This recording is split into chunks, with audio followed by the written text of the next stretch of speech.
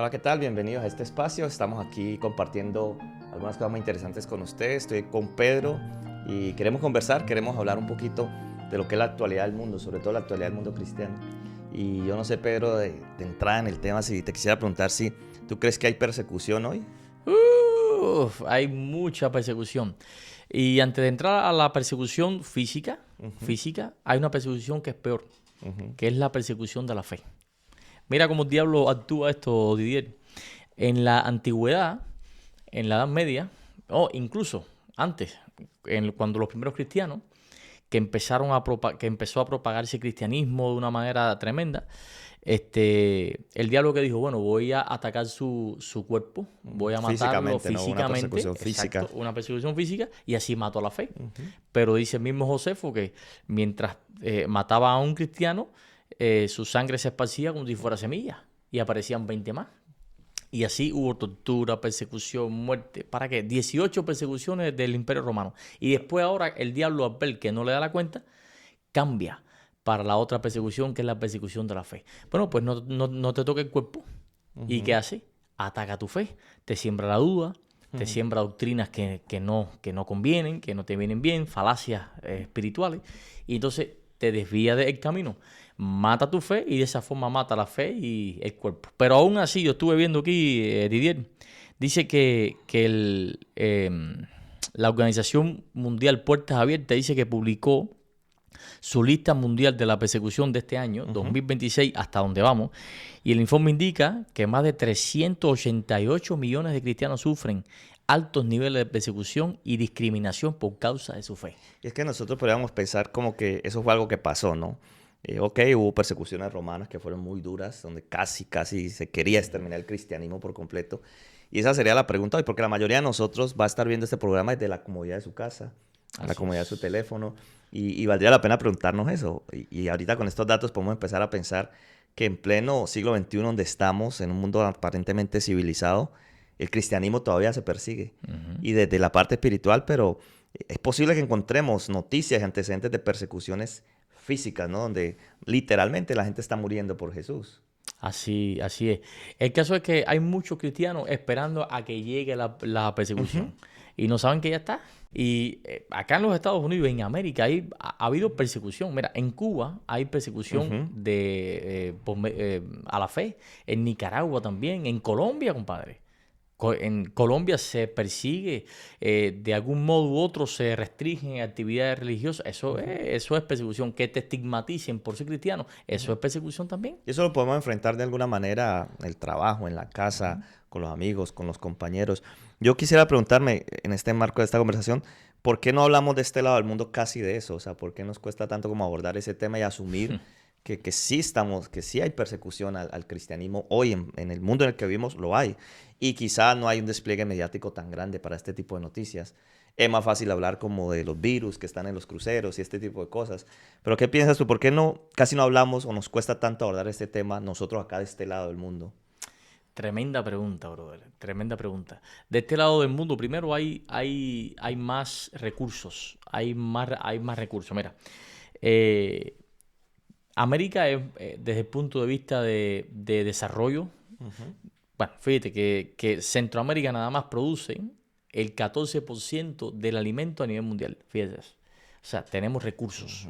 Hay recursos, pues. Esa es una. Segunda, somos más políticos. América es más político. Y últimamente eso es como tendencia, ¿no? La gente quiere participar y saber un poco más, enterarse un poco más y tomar partido, sobre todo de un lado o de otro, ¿no?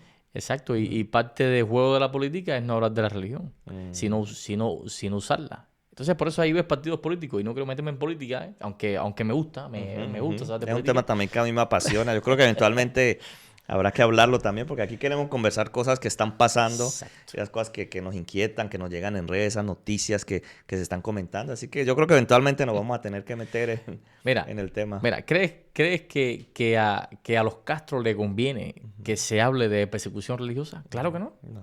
¿Crees que a Petro le conviene que se hable de persecución? Tampoco. ¿Crees que a ciertos partidos de América y a ciertas inclinaciones políticas les conviene que se hable de estigmatización religiosa, incluso aquí mismo en los Estados Unidos? Claro que no. Por eso alimentan la idea de una falacia democrática pero realmente tienen secuestrada la opinión de todas las iglesias. Y sí, aunque el Estado debe estar separado de la religión, por debajo del telón hay tantas conexiones, brother. Hay Sí, está tantas conectado. conexiones. Es que Claro que no. sí. Fíjate que otra cosa que podríamos pensar es si espiritualmente nosotros estamos preparados para sufrir esa especie de persecución. Porque yo lo planteo desde el punto que lo estamos viendo por allá, como algo que va a llegar, ¿no? Un día nos van a perseguir, Está un aquí día. ya. Eso está allá, Está aquí en ya. todos los sentidos, políticamente, a veces relacionalmente con las personas que nos relacionamos, en cierta estigmatización. Y yo creo que hay casos también, y hay casos puntuales donde cristianos están siendo perseguidos al punto de acabar con sus propias vidas. Ha habido cantidad de personas muertas en grandes cantidades y aún así eso no se comenta. Es como que es una noticia más que se escrolea y pasa de largo. Oye, Didier, si ahora mismo, hace nada, estuvieron en, en, en el Congo, están metiendo a los cristianos, brother, en fosas comunes por decenas y decenas y decenas, matándolos. El grupo este extremista musulmán ISIS, matándolos y persiguiéndolos. De eso no se habla. No se habla de los cristianos que están presos en China. En Ujú. China. No se habla de eso, no se habla de 20 lugares donde hay persecución, en Yemen, en Siria, en todos esos lugares. Ah, no, pero el tema ahora es que si esta pandemia, que si el ébola que salió, Ujú. que si Trump dijo, que si dejó de decir, porque es como una cortina que le meten a Ujú. la realidad que está pasando en el mundo. O sea, Y que esto será como una especie de distracción. ¿Tú piensas exacto, son distracciones mediáticas. que tratamos como de Ujú. desviarla? Ahora, nosotros como cristianos, ¿cuál es nuestro papel ahí, no? Podríamos levantar la voz. El solo hecho creo que hablar del tema ya nos pone en un punto donde son temas que muy poca gente quiere hablar. Esa es la verdad. Ujú. No es como para nosotros decir, hey, nos están persiguiendo. El cristianismo está, aunque, fíjate, pero ahí es donde yo te digo, pareciera ser como un engaño porque por otro lado tú ves que hoy en día el cristianismo es más popular que antes. Sí, Y por sí. lo menos no van a llegar, por lo menos ahorita aquí en este lado del mundo, a tu casa, hey, te vamos a arrestar por No, ser de ese modo cristiano. no, de ese Y, modo y no. esa quizá es la que la gente está esperando. Esa persecución donde llegan a tu casa y, oye, pero te vamos a llevar porque estás leyendo la Biblia. Hoy la Biblia la puede tener todo el mundo, Todo el se mundo. predica. Entonces, como que por un lado esa falsa popularidad del cristianismo, digo falsa porque como una ilusión, pero por otro lado las políticas de algunos gobiernos y sobre todo en algunos estados, como ya hemos comentado, mucha gente está perdiendo la vida por causa de Jesús. Y sabes que nosotros tenemos gran parte de culpa de Ujú. que no se hable más de esto. Ya. Porque con el temor de ser alarmistas, entonces, bueno, pues lo que hacemos es Ujú. disfrazarle el mensaje o darle un poco de maquillaje a nuestro mensaje. Y es cierto que Dios nos ama, que somos salvos por gracia, que somos bendecidos, todo eso está bien. Pero también hay que hablar de la otra parte de la realidad. El mismo Mateo 24 habla sobre eso. Jesús mismo dice, los aborrecerán por causa de mi nombre.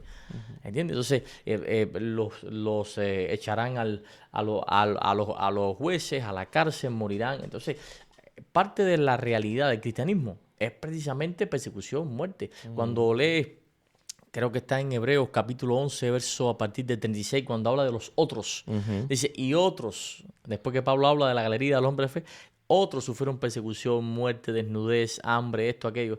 Pero nosotros hoy nos cuesta hablar del precio de ese cristiano, ¿Será que, las entonces nos lleva a consecuencias. una pregunta, ¿será que es que la iglesia está muy cómoda? Estaremos muy La cómodos iglesia está cómoda. Y cuando hablo y de iglesia, perdón, cuando hablo de iglesia no hablo de una religión, hablo de la en iglesia general, en general como cristianismo. pueblo de Dios. Hay mucha comodidad. No, fíjate que estaba pensando, se me vino a la mente un canto de un cantante cristiano que dice, y se llama Cristianos precisamente, y dice, antes ellos morían abrazados en la arena del circo romano y hoy la discusión es si al orar hay que alzar o no las manos. Esa dice la frase del canto. Así es, brother. Y es toda una composición a ese contraste entre lo que nos puede llevar a ser la comodidad. Por eso yo creo que tocar este tema es un tema sensible, porque nosotros estamos a un par de millas de una iglesia, Ujú. tenemos la Biblia, la tenemos asequible. Quizá hemos sufrido un poco de esa persecución que dijimos, pero no ha llegado al punto de tocar todavía nuestra vida. Entonces, ¿cómo nosotros podemos romper esa comodidad sin decir que estamos atacando la comodidad o la famosa zona de confort? Pero más bien, ¿cómo definimos comodidad? ¿Qué es comodidad? ¿Por qué decimos que la iglesia hoy está como muy cómoda? ¿Será el tiempo que vivimos o será como que el país también tendrá que ver, influirá? Mira qué cosa tan curiosa en el caso de nosotros los latinos que miramos para acá. Pero la mayoría de los latinos en sus países eran gente caliente espiritualmente, vivían en el fuego. Ujú. Iban los miércoles para la iglesia, los domingos para la iglesia, los viernes para la iglesia, sábado por la mañana para la iglesia, por la tarde evangelismo, grupo pequeño los martes, grupo. O sea, estaban en el fuego. Y no digo que vivan esa misma vida aquí, porque es otro contexto. Pero cuando vienen aquí, Sí. ni siquiera los sábados van a la iglesia, mi hermano. Entre el trabajo, la familia, los biles, qué sé yo, se le inunda su vida al punto que se les olvida orar, ya no tienen comunión con Dios y se enfrían. Entonces la manera de inyectar la conciencia es siendo un cristiano nominal. ¿Cómo? Bueno, pues entonces leo un salmo por la mañana, hago una oración de agradecimiento y una oración para que Dios me cuide y me voy para el trabajo. Y me desconecto totalmente. El sábado me encuentro con Cristo de nuevo y voy a iglesia en el mejor de los casos. En el peor voy a criticar. Entonces la iglesia se convierte en un club, lo que no queremos que se convierta, en un club donde voy a ver al socio, voy a ver al otro, voy a escuchar un poquito de música, cambié mi conciencia, me anestesié y me voy para casa de nuevo. Entonces, eso da concentra toda la vida cristiana, la espesa en el fondo. Y lo que queda arriba es la espuma. Ya. Yo fíjate que estaba pensando que alguna ocasión estuve en Colombia, un lugar que se llama El Caquetá, una zona peligrosa. Llegué a una ¿Qué? iglesia, Caquetá. Caquetá. Bueno, de hecho se llama Puerto Rico, Caquetá el departamento. Una zona bastante peligrosa por diferentes razones, ¿verdad? Zona especial. Y estoy predicando en una iglesia donde la gente, se vino un aguacero a la hora del sermón. Yo dije, pues no va a venir nadie, o sea, es agua como para espantar a todo el mundo. Y qué impresionante porque fue el día que más gente llegó a la conferencia. Un par de hermanos agarraron un plástico grande, pusieron un palo en la mitad y lo que se inventaron fue un paraguas gigante. Oye, eso. Y se fueron por el pueblo recogiendo a la gente y la trajeron a la iglesia. Ahí mismo conocí una señora que venía a 2 o 3 horas de camino en caballo. Una señora de 72 años. En caballo. En caballo. Se montaba el caballo y a galopar y vámonos. Y llegaba a la iglesia. Sábado, miércoles, cuando hubiera. Toda la semana vino a la conferencia. E incluso manejaba por unas trochas oscuras, llevaba su linternita, su machete al lado. Impresionante. Entonces, yo no sé en qué punto también esa comodidad, que no es pecado, la comodidad, no es pecado tener mejores bancas, buen sonido, luces, presupuestos en las iglesias, pero al final yo no sé si es que esa comodidad nos enfría, nos ha hecho perder la esencia del cristianismo. Y ahora yo te pregunto, para aclarar ese concepto, ¿cristianismo es igual a sufrimiento? ¿Están casados? ¿Tiene que el cristiano sufrir? ¿O cómo ves tú la relación de esa persecución? Si es que Dios la permite también para que su iglesia se reavive, ¿cómo es toda esa relación de ese punto específico?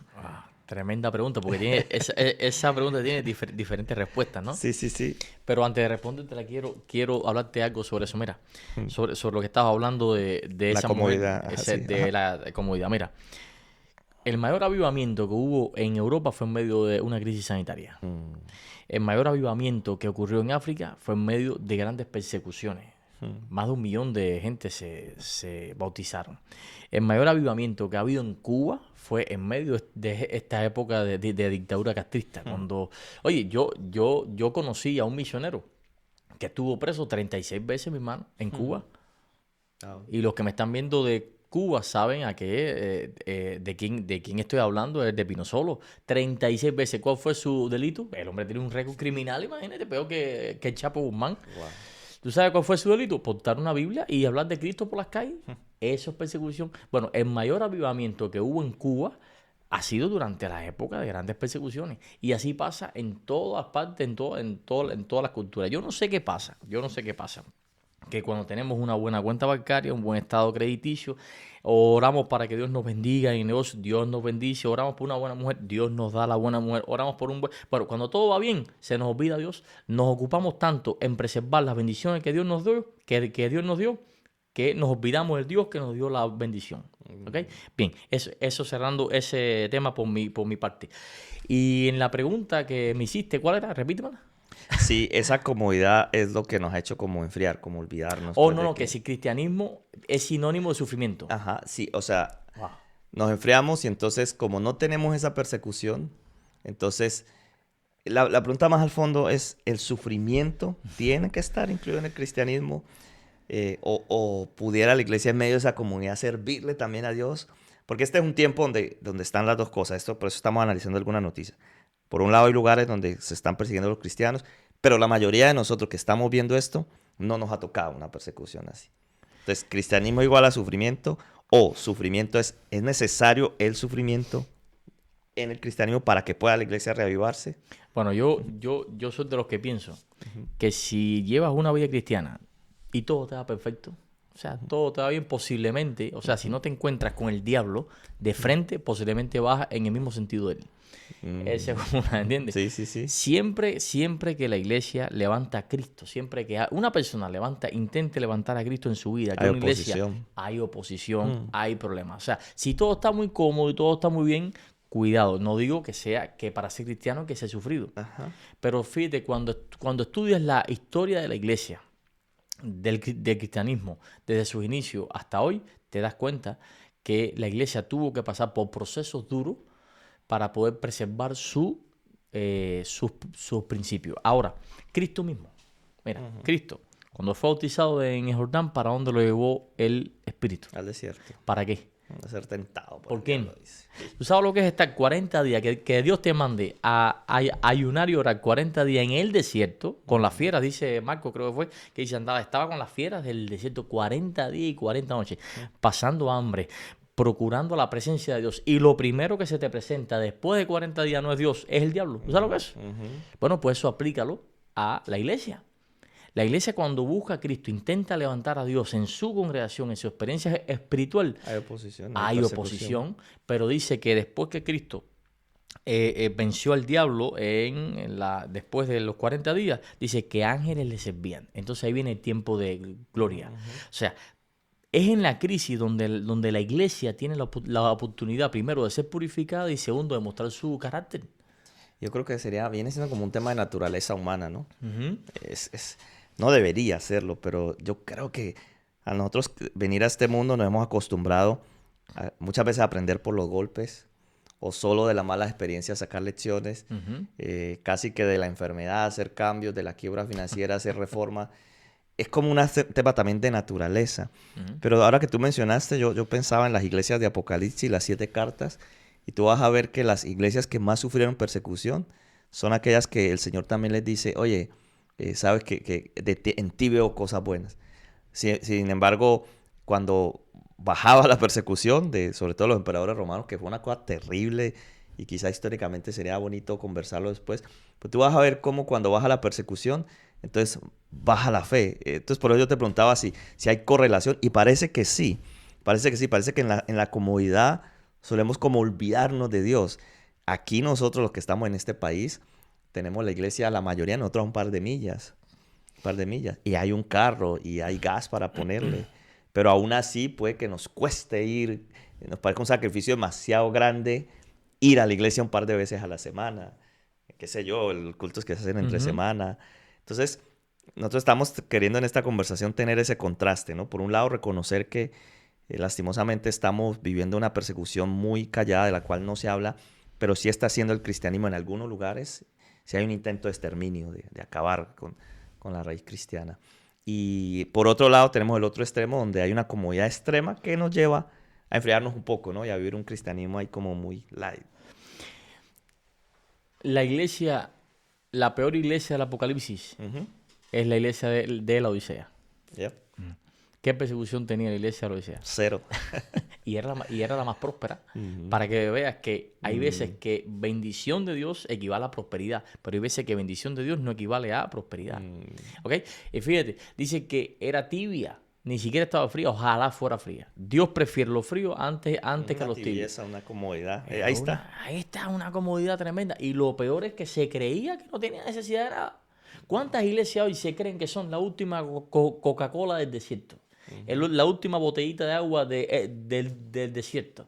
Porque somos una iglesia organizada, porque somos una iglesia que esto es una iglesia, todo el mundo sabe cuándo se para, cuándo se sienta, cuándo decir amén, cuándo cantar el himno, cómo se organiza esto, aquello, lo otro. Y no me estoy refiriendo a una denominación específica, porque yo he visitado muchísimas iglesias en diferentes denominaciones y creemos que porque ya todo está en orden, Bueno, ¿para qué hace falta el Espíritu Santo? Si aquí todo el mundo sabe lo que tiene que hacer, pero es que no podemos confundir una cosa con la otra. El Espíritu Santo siempre tiene que estar presente en todas nuestras actividades espirituales. Y te repito, cuando se intenta levantar a Cristo en una iglesia, ocurre oposición, empiezan gente queriendo dividir iglesias, empiezan problemas, porque ya vas en sentido contrario al diablo y te enfrentas a él cara a cara.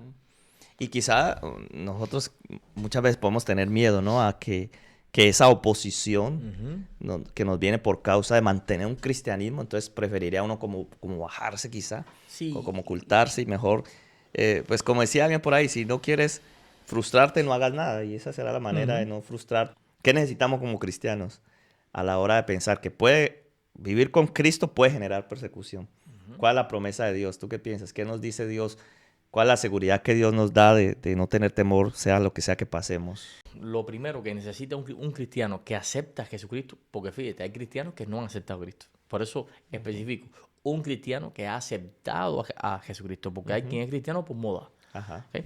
Pero bueno, la persona que acepta a Cristo, lo primero que tiene que hacer Tider es morirse. No me refiero a que se tire en el freeway, no.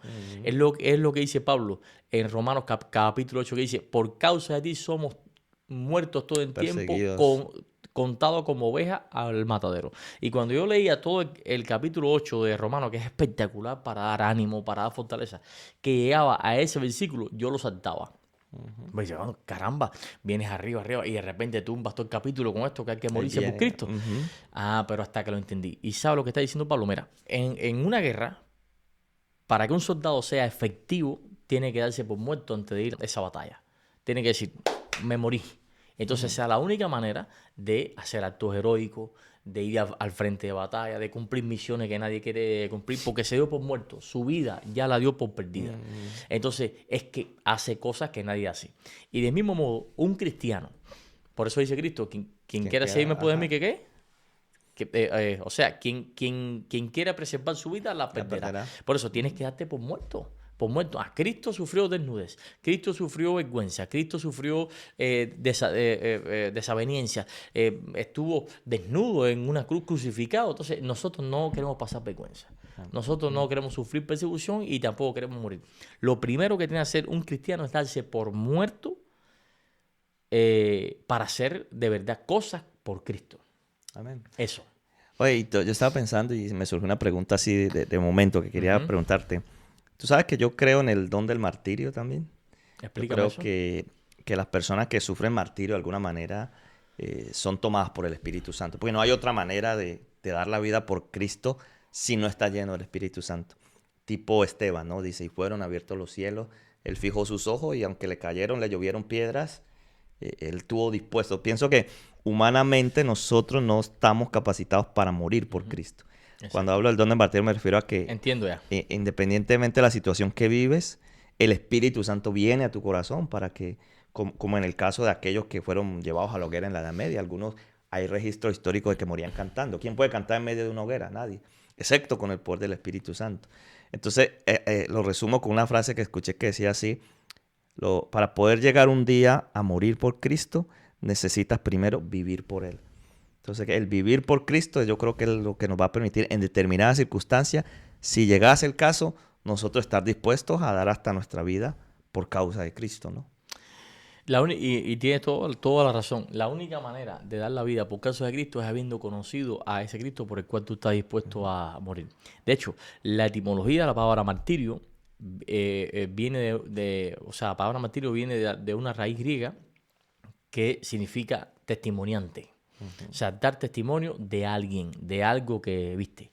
Ahora, después con el tiempo, esa palabra adquirió otra connotación y es lo que pasó con Esteban. Esteban pudo morir por Cristo precisamente porque tuvo un encuentro con Cristo y dio testimonio de eso y moría por eso. Nadie muere por una mentira, Didier. Sí. Entonces, para poder morir tienes que morir por Cristo, tienes que conocer a ese Cristo. ¿Cuánta gente yo he visto en mi vida, en mi experiencia espiritual, que se bautiza y luego, después que se bautiza, que se hace cristiano, abandona la fe? No que se va para otra religión, no. Es que abandona la fe y empieza a practicar brujería. Ese no conoció nunca a Cristo. Entonces, es lo que está diciendo.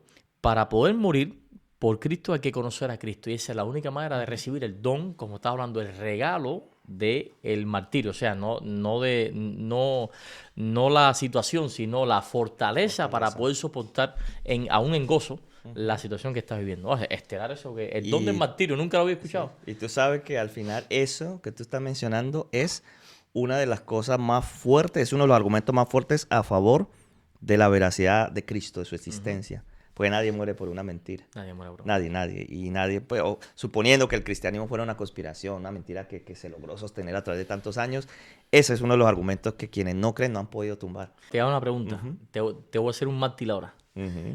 No para que te maten, sino un testimoniante. Sí. Cuéntame rapidito. Fíjate, piensa en algo que sabes que estás seguro que únicamente Dios pudo hacer. Solamente Cristo. Conozco que tu mamá hace poco estuvo enferma y yo estuve al tanto de eso. Pero bueno, no sé si es eso o otra experiencia. Cuéntame un testimonio que tú estás convencido que fue Cristo y nadie más. Bueno, mi proceso, yo fui ateo la mayor parte de mi vida, 17, 18 años. Estuve con una convicción de que no hay nada. Pasé en un proceso de agnosticismo porque empecé a ver, sobre todo en la ciencia y en ciertas cosas, tiene que haber algo. Entonces el agnóstico tiene esa ventaja que no cree ni niega, sino que puede que sí. Mi proceso hacia el cristianismo tuvo que ver precisamente con la figura de Cristo. Y esto estoy hablando ahorita de una aproximación inicial, en mi caso fue una aproximación histórica al personaje de Jesucristo. Jesús de Nazaret, los registros de su existencia, los testimonios de su vida, los autores allá antiguos que lo mencionan. Y esa figura entonces me lleva a mí a concluir, bueno, existió Jesús. Y después para allá fue lo siguiente. Sí, hay un Jesús histórico. Hay un Jesús histórico. Ahora voy a buscar lo otro. Y ahora ese Jesús histórico lo encuentro yo, me ayudó a quitar lo único que me impedía a mí ser creyente, y era el tema del sufrimiento, que vamos a tratar más adelante. Oye, ¿cómo está eso que hay que sufrir? Y es un poquito lo que estamos hablando hoy, pero yo creo que lo llevamos a una escala mayor. O sea, sí. ¿Es Dios el causante del sufrimiento? Porque a veces usamos eso como no. Dios te tiene ahí para que aprendas algo. Entonces yo digo, ¿es Dios el que te tiene ahí? ¿Es el conflicto, la circunstancia? Entonces hay una frase muy bonita que a mí me llegó al corazón y dice así: ante el sufrimiento humano, Dios no respondió con una teoría. Dios envió a su Hijo. Exacto. Y Él era Dios. Entonces, mi conversión realmente fue un tema de ver, curioso, fíjate Dios cómo obra. No fue algo sobrenatural inicialmente, sino fue la historia. El verlo ahí, el decir, existió un Jesús, y ahora, ¿quién fue ese? ¿Qué hizo? ¿Cómo vivió? Y se fue colando. La conexión. Y ahora en mi experiencia espiritual, pues yo creo que cada día hemos visto tantos, pero tantos milagros de Dios, donde yo he dicho, tuvo que ser Dios. De hecho, yo tengo un testimonio que lo predico mucho en los campamentos, y es que en medio del momento quizás más difícil de mi vida, yo le pedí a Dios una cosa tan sencilla. Estaba en medio del mar y le pedí que saltara una ballena. No. Y tengo el video. Porque yo empecé a grabar así, y le digo, bueno, Dios, necesito una señal. Y él acaba más, y digo, que salte una ballena. Y salta la ballena. Oye. Y tengo el video de un salto después que llevamos. Claro, era un tour para ver ballenas, pero llevamos 3 horas ahí y nada. Y nada. Y nada. Yo digo, bueno, a ver, Dios, pon. Y saltó, o sea, y claro, quizás tú tienes mucha más experiencia. Podemos contar cientos de cosas donde ya hemos visto la mano de Dios, la obra de Dios, y eso nos da la seguridad de que Él está ahí, de que Él es real, que Él existe, ¿no? Y que Él está ahí para fortalecernos en medio de cualquier cosa que estemos pasando. Y yo tengo una pregunta después. ¿Cuánto tiempo llevas de bautizado ya? Ya bastante. Yo me bauticé a los 19 años, tengo 40, así que ya... Sí, que saquen cuenta. 20 Ahora, añitos. fíjate, sí, 20, 22 años, 20 años. Todos estos 20 años, has tenido experiencias espirituales, has conocido a Cristo, te has relacionado con Él, has tenido altas y bajas como todo el mundo. Ahora, te piden morir, no te voy a decir qué harías, porque eso ya es una falacia, pero te piden morir o te piden testificar de Cristo ante una situación difícil. No me respondas. ¿Tú crees que pueda ser infiel al Dios que lleva 20 años bendiciéndote? Yeah. Es muy difícil. Ahora, ¿Dios causa el sufrimiento? Claro que no. Yo creo que no. Ahora sí lo permite. Yo tengo esta teoría. Primero, hay veces que pasamos por situaciones complejas, primero por consecuencias de decisiones nuestras. Lo que pasa es que queremos espiritualizarlo todo. Y es muy cómodo decir, bueno, me fue bien, fue porque Dios lo quiso. Me fue mal, fue porque Dios lo quiso. Y le metemos toda nuestra responsabilidad a Dios. ¿Okay? Ahora, hay veces que sufrimos por decisiones nuestras, pero Dios lo permite. Ajá. Ajá. Y otras veces sufrimos porque vivimos en un mundo de sufrimiento. Te visten de blanco completico y te ponen a caminar en un camino lleno de lodo. ¿Cómo vas a llegar a la otra parte del camino? Lleno de lodo. Los zapatos enfangados, esto sucio, porque por el camino que estás transitando. Bueno, pues el camino es el mundo que estamos atravesando. Y el traje blanco es la vida que Dios desea que tú vivas, pero en un mundo de dificultad y de sufrimiento es muy difícil. Y tengo otra teoría que tiene que ver con los problemas. Sí, sí. Dios no nos manda problemas. Dios permite situaciones. Si le damos a esas situaciones un tratamiento espiritual, no nos desesperamos, esperamos la voluntad de Dios, dejamos que Dios pelee nuestras batallas y lo comunicamos con Él, bueno, pues entonces esa situación se convierte en una bendición.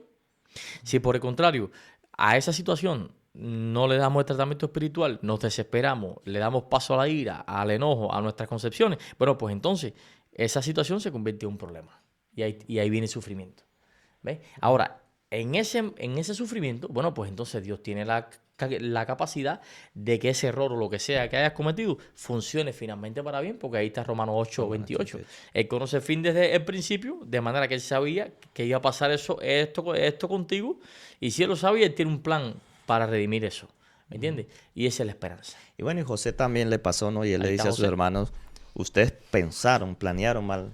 Y dice, pero Dios lo tornó. O sea, hay un Dios. Lo torció para otra cosa. Hay un Dios soberano. Entonces, trayéndolo al tema que hemos estado tratando hoy, el tema de la persecución, entonces, el hecho de que Dios lo permite también tiene un fin, ¿verdad? Porque Claro.